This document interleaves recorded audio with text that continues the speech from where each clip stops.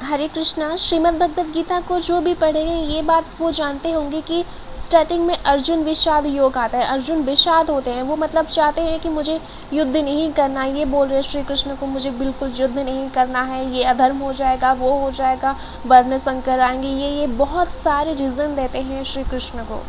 पर जब second chapter आता है ना, सेकंड चैप्टर में श्री कृष्ण स्ट्रिक्ट हो जाते हैं कि अभी ये जो है वो भूला हुआ है, इसके पास मतलब कुछ ज्ञान नहीं है, बुद्धि नहीं है, मुझे ही समझाना पड़ेगा। उसी वक्त भगवान श्री कृष्ण अर्जुन के गुरु बनते हैं।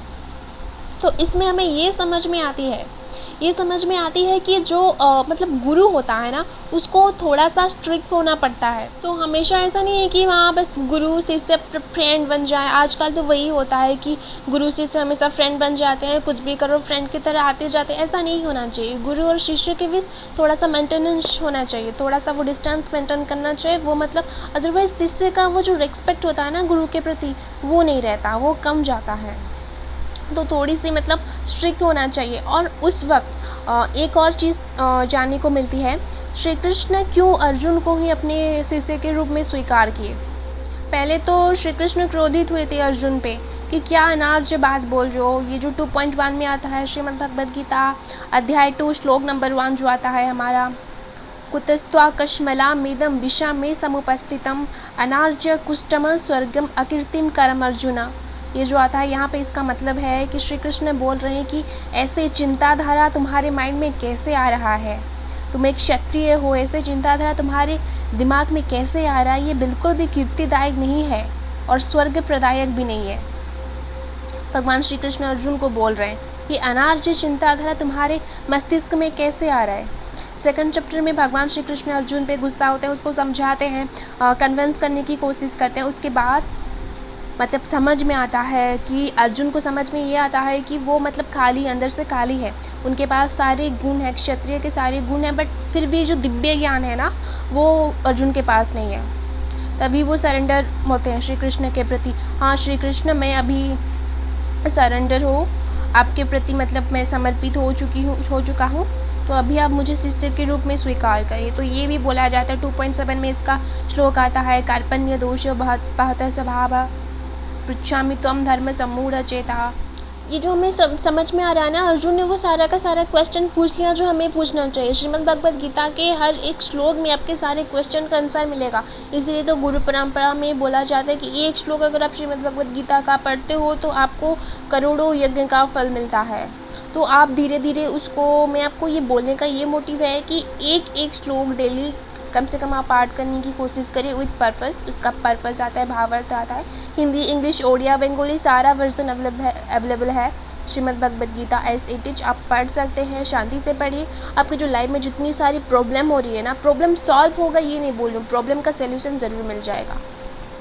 तो ये जो 2.1 जो मैं श्लोक बोली हूँ उसको याद रखिए। इसको याद रखना बहुत ज़रूरी है क्योंकि ये मोस्ट इम्पोर्टेंट श्लोक है, ठीक है ना। और इसी श्लोक से ना भगवान श्री कृष्ण का जो है ना अर्जुन के प्रति जो भाव है वो पता चलता है कि वो चाहते हैं, सीरियसली चाहते हैं कि उनका जो मित्र है, सखा है अर्जुन, वो सही रास्ते में आए, सही काम करे, सही डिसीजन ले पाए।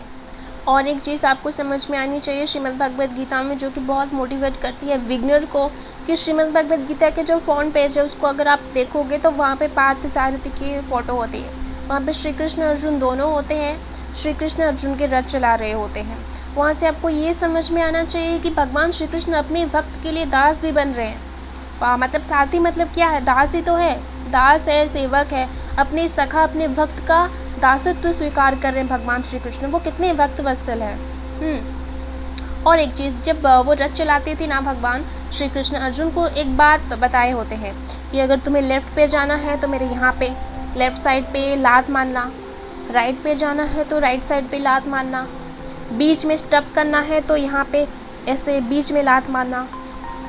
ये बोले हुए थे भगवान श्री कृष्ण अर्जुन को। तो आप ये बात समझिए, भगवान श्री कृष्ण अपने शिष्य के लिए, अपने मित्र के लिए, अपने भक्त के लिए लात खाने के लिए तैयार है। वो भक्त से लात खा रहे हैं। कौन भगवान आकर आपसे लात खाएगा भाई? कोई खाएगा? कोई भी देवा देवी आपको आके खुद से बोलेगा नहीं मुझे लात मारो, मैं तुम्हें फिर भी सेवा कर रहे हैं, फिर भी रथ चला रहे हैं, लात खा रहे हैं फिर भी रथ चला रहे हैं। ऐसा कौन कर सकता है?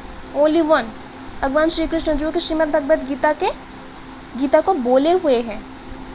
और श्रीमद् भगवद गीता अगर हम पढ़ रहे हैं डेली, तो भगवान श्री कृष्ण से हम डायरेक्ट बात कर रहे हैं, डायरेक्ट हमारा कन्वर्सेशन हो रहा है। So don't forget to read Shrimad Bhagavad Gita, बहुत कुछ सीखने को मिलेगा। और सिर्फ सीखने को नहीं मिलेगा, इसमें अगर आप अपनी रियल लाइफ में इम्प्लीमेंट करोगे तो आपके लाइफ में बहुत कुछ चेंज होगा। अगर आप उसको सही तरीके से यूज़ करो, आप बहुत कुछ सिखा पाओगे, लोगों को समझा पाओगे। अपनी लाइफ में अगर यूज़ करोगे तो आपकी स्टडी में, आपके करियर में, आपके बिजनेस में, आपकी स्पिरिचुअल लाइफ में, सारी चीज़ों में आपका ग्रोथ होना स्टार्ट हो जाएगा। इसको पढ़कर देखिए कितना आपको फ़ायदा मिलता है। हरे कृष्ण।